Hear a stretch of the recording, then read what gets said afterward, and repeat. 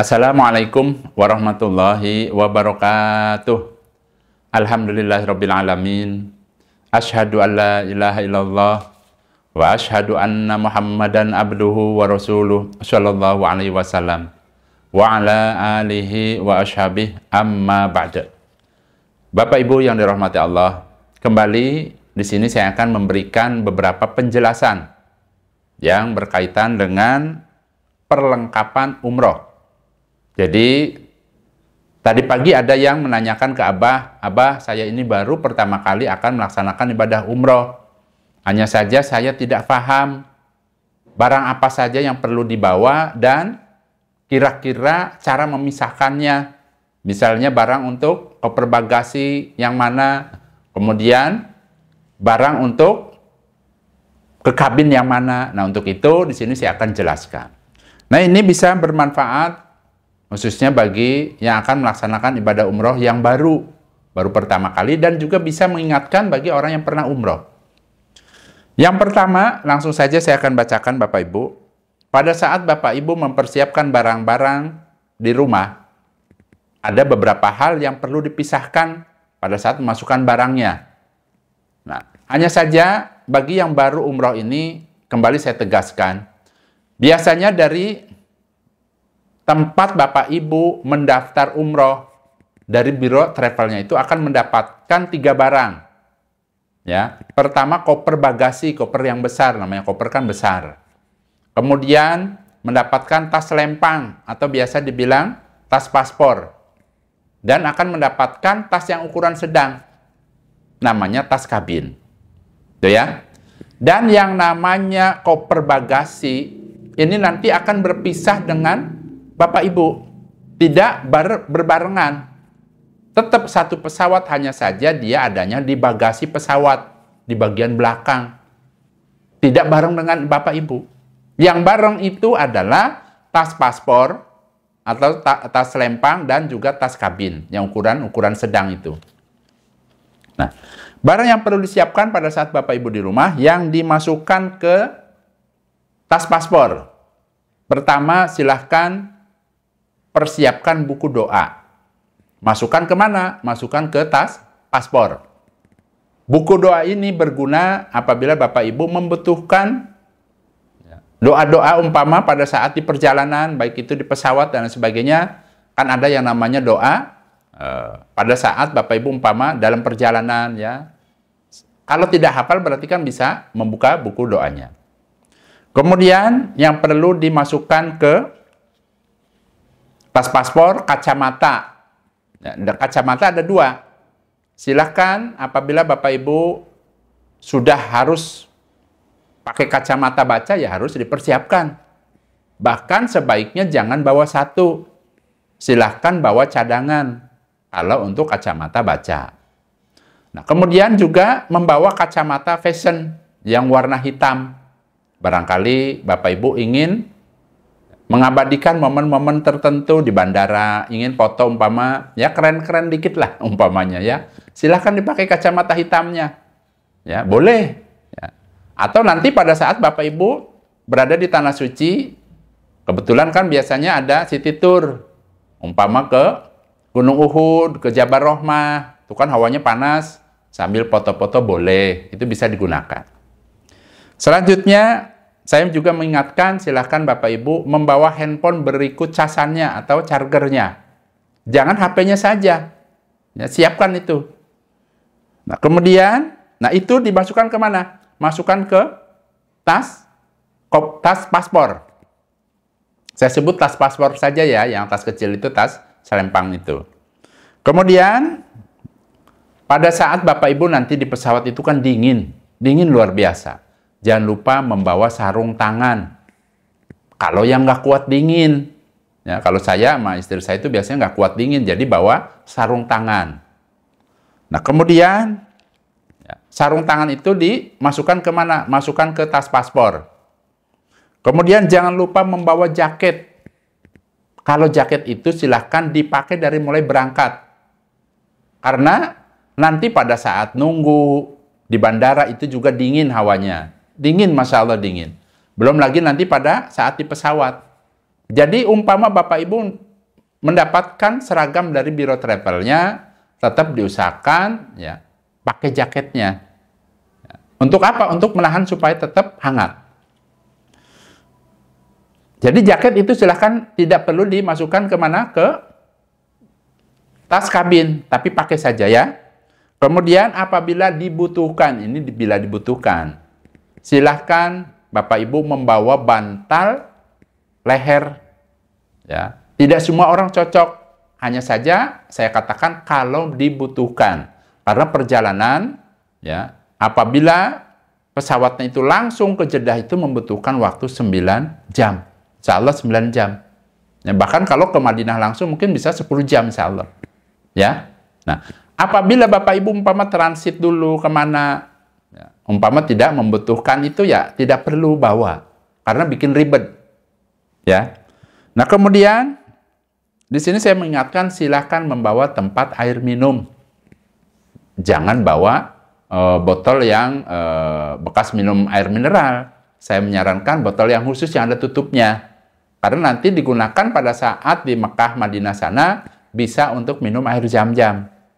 Ya, boleh dimasukkan ke tas kabin.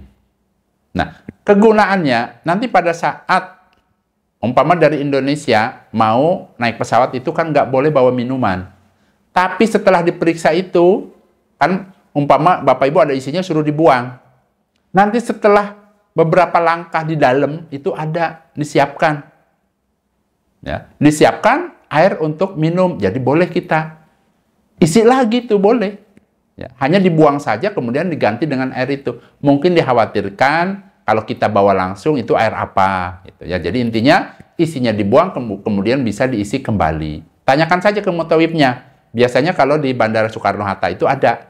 Pada saat kita akan menunggu masuk itu ada keran yang bisa airnya untuk diminum. Kemudian, apabila Bapak Ibu pesawatnya transit, tidak langsung ke Jeddah atau ke Madinah, kalau mampir-mampir ke tempat lain dulu itu ya, saya menyarankan bawa handuk yang tipis, yang kecil. Ya, barangkali perjalanan capek, lelah, buat cuci muka, ya silahkan nanti kalau mau bawa handuk yang kecil, yang tipis. Kalau yang biasa saya bawa, insya Allah namanya handuk putih mereknya Good Morning. Ya, insya Allah harganya mungkin 15.000 apa 10 ribuan lah. Insya Allah ya. Zaman dulu nggak tahu sekarang harganya. Ya, silahkan dimasukkan ke tas kabin. Kalau mampir-mampir pesawatnya, kalau tidak perlu. Ya, sudah cukup bawa tisu saja nanti. Ya. Kemudian apabila mampir-mampir, ya, lama perjalanannya boleh membawa sikat gigi, bawa umpama ya untuk pembersih muka ya seperti itu boleh kalau mampir-mampir. Kemudian jangan lupa selanjutnya bawa obat-obatan. Tapi obat-obatan di sini yang hanya digunakan sesaat pada saat Bapak Ibu di dalam perjalanan saja. Contoh, kalau umpamanya ya di perjalanan naik mobil atau apa suka pusing, ya bawa bodrek lah 2 biji umpamanya. Ya, bahkan saya sangat menyarankan bagi Bapak Ibu yang kalau naik kendaraan itu pusing, muntah, saya menyarankan ya sejam atau 2 jam sebelum berangkat naik pesawat minum obat sakit kepala. Bisa misalnya bodrek ekstra, ya apalah umpamanya. Ya. Karena apa? Yang saya rasakan, ya, kalau naik pesawat itu pada saat nih, ya pesawat itu naik itu pusing Bapak Ibu. Begitu juga pada saat turun. Ya, disitulah biasanya orang itu kalau baru pertama kali suka muntah. Nah, jadi sebelumnya silahkan minum obat sakit kepala, insya Allah aman. Ya. Nah, kemudian obat-obatan tersebut jangan lupa ya, bawa obat-obat yang penting untuk di perjalanan. Apalah terserah Bapak Ibu. Bisa misalnya koyo, ya koyo salon pas. Nah, di sini saya akan memberikan tips Bapak Ibu. Pada saat naik pesawat itu kan lama sampai 9 jam. Saya menyarankan ya, bagi yang sudah sepuh-sepuh, tempel tuh pinggangnya pakai koyo. Ya, supaya hangat terus. Ya. Kasih 2 biji di pinggang, kemudian di pundak, ya. Pada saat mau naik pesawat. Tujuannya apa? Supaya betul-betul kita tuh pegel, Bu, ya. pegel luar biasa. Nah, itu tipsnya. Ya. Kemudian untuk obat-obatan ini, sebagian silahkan dimasukkan kemana? Dimasukkan ke bagasi. Tidak perlu dibawa-bawa semua berat. Ya, tidak perlu dibawa ke pesawat atau dimasukkan ke tas kabin, tidak perlu, secukupnya saja, ya. Hanya untuk di perjalanan. Selanjutnya silahkan membawa beberapa ya biji vitamin. Kalau misalnya cocok vitamin A, vitamin apalah umpamanya, silahkan. Ya. Secukupnya saja untuk di perjalanan. Kemudian bagi wanita, ya, silahkan membawa peralatan kewanitaan, bisa pembalut, bisa ventilator untuk di perjalanan. Kemudian jangan lupa membawa tisu basah dan tisu kering ya, untuk bersuci pada saat Bapak Ibu misalnya pipis di pesawat.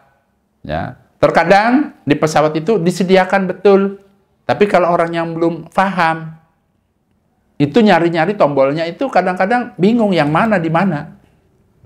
Nah, bahkan pernah saya itu ya masuk ke toiletnya, ternyata tisunya sudah habis. Untung saya bawa, alhamdulillahnya itu bawa. Ya, alhamdulillah saya bawa. Jadi kalau Abah itu biasanya kalau ke toilet itu bawa tisu sendiri. Beli saja tisu yang harga 5 ribuan lah, yang tipis. Ya. Atau tisu basah ya boleh, ya terserah. Kira-kira bisa digunakan untuk bersuci dan lain sebagainya. Ya. Itu dimasukkan kemana? Ke tas kabin. Kemudian jangan lupa membawa plastik ya, kresek. Ya. Kantong kresek gunanya adalah apabila Bapak Ibu diperlukan.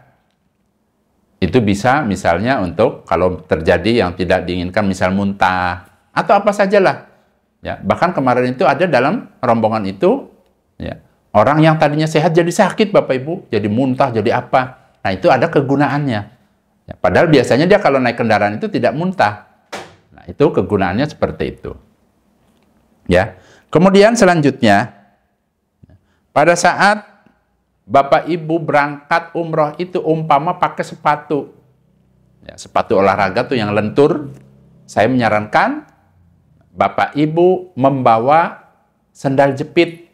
Untuk apa? Untuk bersuci. Nanti pada saat di bandara, waktunya misalnya mau sholat, sepatunya diganti dengan sendal. Nah itu bisa dimasukkan kemana? Ke tas kabin. Sendal jepit yang tipis saja, ya, yang kiranya nggak licin. Untuk apa itu tadi? Kalau Bapak Ibu bawa sepatu, maksudnya pakai sepatu. Kalau dari rumahnya sudah pakai sendal, ya tidak perlu lagi bawa sendal jepitnya. Umpama mau bawa, silahkan dimasukkannya kemana? Ke koper bagasi. Ya, sendal nanti untuk hari-hari di sana. Itu hitungannya seperti itu. Kemudian bila dibutuhkan, saya mengingatkan barangkali dibutuhkan yang kalau habis makan tuh biasanya kan ada orang yang pada masuk ke gigi dan sebagainya, ya di perjalanan barangkali dibutuhkan bawa beberapa tusuk gigi. Masukkan kemana? Ya silahkan boleh ke tas paspor, diikat karet saja, misalnya bawa 10 biji umpamanya seperti itu. Kemudian ya kalau saya pribadi Bapak Ibu kalau makan di pesawat itu tidak nyaman kalau tidak pakai sendok sendiri. Saya itu biasanya bawa sendok satu, dimasukkan ke tas paspor. Kalau Bapak Ibu mau meniru saya ya boleh ya. Soalnya biasanya kalau pada saat makan di pesawat itu ya sendoknya kan dari plastik. Kalau misalnya dapat makannya yang keras, dapat steak umpama dapat apa agak susah. Tapi lebih nyaman pakai sendok sendiri ya. Boleh bawa sendok satu, masukkan ke tas paspor. Kemudian ya, pada saat Bapak Ibu mau berangkat itu kan bawa uang. Di sini saya menyarankan, ya, silahkan uang yang banyak, masukannya kemana? Masukannya ke kaos Doraemon. Jadi pada saat mau berangkat, pakai kaos Doraemon, maksudnya kaos yang ada kantong di depannya. Nah, uang yang banyaknya masukkan ke situ. Tapi sisakan sedikit. Dikantongin, masukkan saja misalnya ke tas paspor. Pisahin berapa umpamanya. Ya, barangkali nanti dibutuhkan pada saat di bandara. Tidak perlu kita bongkar-bongkar lagi di dada. Itu ya, saya ingatkan seperti itu, ya. Dan barang-barang ini bisa saja ya ditambahkan sekiranya Bapak Ibu ada yang perlu ditambahkan. Terkadang kan Orang itu kan lain-lain kebutuhannya. Dan saya mengingatkan, bagi Bapak Ibu yang bermikot di pesawat nanti pada saat di Yalamlam, kan pesawatnya itu nanti melewati Yalamlam. Dan nanti ada juga orang yang umrohnya itu langsung ke Mekah. Berarti bagi bapak-bapaknya atau laki-lakinya jangan lupa membawa kain ihram 2 lembar. Masukkan ke tas kabin. Dibawa bareng. Karena nanti pada saat di pesawat, umpama sejam sebelum melewati Yalamlam, biasanya laki-lakinya itu salin di pesawat. Tuh ya. Jadi jangan lupa dibawa. Adapun yang Abah jelaskan ini apabila Bapak Ibu nanti bermikotnya di Bir Ali. Jadi jamaah-jamaah yang umroh itu ada 2 jalur. Bisa melewati Madinah, mampir dulu ke Madinah. Dari Madinah barulah ke Mekah melaksanakan umroh. Ada juga yang langsung dari Indonesia Jeddah langsung ke Mekah, itu namanya langsung umroh. Ya, tidak mampir dulu ke Madinah, biasanya nanti mampirnya pada saat kepulangan. Itu ya. Ingat, kalau niat ihramnya di atas pesawat, jangan lupa yang laki-laki membawa apa tadi? Peralatan ya, untuk berihram, yaitu 2 helai kain ihram. Itu ya. Kemudian di sini juga saya mengingatkan Bapak Ibu, yang namanya ibadah umroh ini merupakan undangan dari Allah. Ya, undangan atau panggilan dari Allah. Tidak semua orang itu diundang oleh Allah. Apabila Allah sudah mengundang kepada Bapak Ibu sekalian, di mana saja, maka Allah akan cukupi semuanya. Baik itu bekalnya, semuanya. Hanya saja, ya, bukan berarti Bapak Ibu itu bisa sukses menjadi tamunya Allah. Nah, bisa saja pada saat ya, Bapak Ibu baru sampai ke Madinah umpamanya, di Qadar sakit, dia bisa saja. Karena tempo hari ada. Baru juga sampai ke Madinah Bapak Ibu sakit. Sampai pulangnya sakit. Ada. Bahkan ada orang, ya, pada saat sehari sebelum keberangkatan, sehat Bapak Ibu. Ini tempo hari itu ibu-ibu. Tiba-tiba, ya, mau berangkatnya, tiba-tiba, seolah-olah kayak di belakang itu kayak saraf yang kejepit. Luar biasa kesakitannya. Sampai pulangnya juga susah terus. Nah, untuk itu Bapak Ibu, saya tidak nakut-nakutin, tidak. Ingat, ya, kita ini akan ibadah dan diundang oleh Allah. Perbanyak doa. Bahkan, tadi tuh ada yang komentar, Abah, semakin dekat harinya, semakin gak karuan hati saya, takut. Takut malah deg-degan katanya. Tidak perlu ditakutkan Bapak Ibu. Hidup ini sudah ada jalannya sendiri-sendiri. Ada orang itu sehat, tiba-tiba di qadar Allah, sedang olahraga umpamanya, lari-lari, pulang meninggal. Ada orang itu misalnya sakit-sakitan, diperkirakan, karena usianya sudah 80 tahun, sakitnya juga sakit jantung, pulang tuh sehat lagi. Berarti, ya, yang namanya kematian itu sudah ada jalannya sendiri, tidak perlu dikhawatirkan. Yang perlu dikhawatirkan itu adalah apakah Bapak Ibu sudah cukup bekalnya untuk bisa mendapatkan tiket masuk surga. Selamat dari neraka, selamat dari siksanya Allah. Itu yang perlu dipikirkan. Itu yang perlu Bapak Ibu khawatirkan. Ya. Untuk itu, di sini saya mengingatkan, silahkan Bapak Ibu bangun malam, ya. Kemudian sholat tahajud, sholat hajat, minta kepada Allah.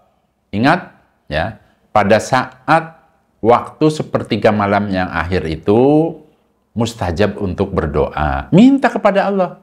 Jangan pada saat sudah daftar, sudah cukup bekalnya, ya, merasa yakin bakal sampai, bakal sukses. Belum tentu Bapak Ibu. Ya. Yang namanya kita berdoa itu kewajiban kita minta kepada Allah supaya sukses, supaya sehat, supaya selamat. Dan setelah itu barulah kita pasrah kepada Allah berprasangka yang baik. Tuh ya. Berprasangka yang baik bahwa perjalanan ibadah ini sukses. Sukses itu berarti kan diberikan kesehatan, keselamatan, kemudian bisa melaksanakan ibadah umrohnya. Semuanya bisa kembali ke tanah air dengan selamat. Itu namanya sukses. Sukses ibadahnya semuanya sukses. Mintalah kepada Allah pada saat sepertiga malam yang akhir. Itu saran dari Abah seperti itu, ya. Kemudian juga Bapak Ibu jangan lupa ya, selalu luruskan niatnya agar niatnya itu karena Allah. Ingat yang namanya hati itu mudah sekali berubah. Bahkan yang namanya niat karena Allah perlu latihan. Karena ya, hati ini kan cepat sekali berubahnya. Bahkan yang namanya niat ini Bapak Ibu, walaupun umpama Bapak Ibu sudah rangkai, sudah tanamkan dalam hatinya pada saat mau berangkat, bisa saja di tengah perjalanan ya, bisa berubah. Untuk itu selalu ingat lagi ya, supaya tetap lurus istiqomah niatnya karena Allah. Niatkan bahwa ibadah ini semata-mata karena ingin mendapatkan rahmatnya Allah, ingin mendapatkan pengampunan dari Allah, ingin mendapatkan pahala dari Allah. Selain itu tidak. Gitu. Jadi itu yang namanya niat karena Allah. Lurus. Tuh ya. Nah, saya rasa itu saja Bapak Ibu. Mudah-mudahan apa yang Abah sampaikan ini bisa bermanfaat. Khususnya bagi Bapak Ibu yang akan melaksanakan ibadah umroh. Abah mendoakan mudah-mudahan keberangkatan umrohnya Allah memberikan sehat, Allah memberikan kemudahan, kelancaran, keselamatan, dan bisa mendapatkan pengampunan dari Allah, mendapatkan banyak pahala, dan bisa kembali ke tanah air dalam keadaan sehat, selamat, dan mudah-mudahan umrohnya mabrur. Alhamdulillah, jazakumullahu khairan. Abah pamit Bapak Ibu. Wassalamualaikum warahmatullahi wabarakatuh.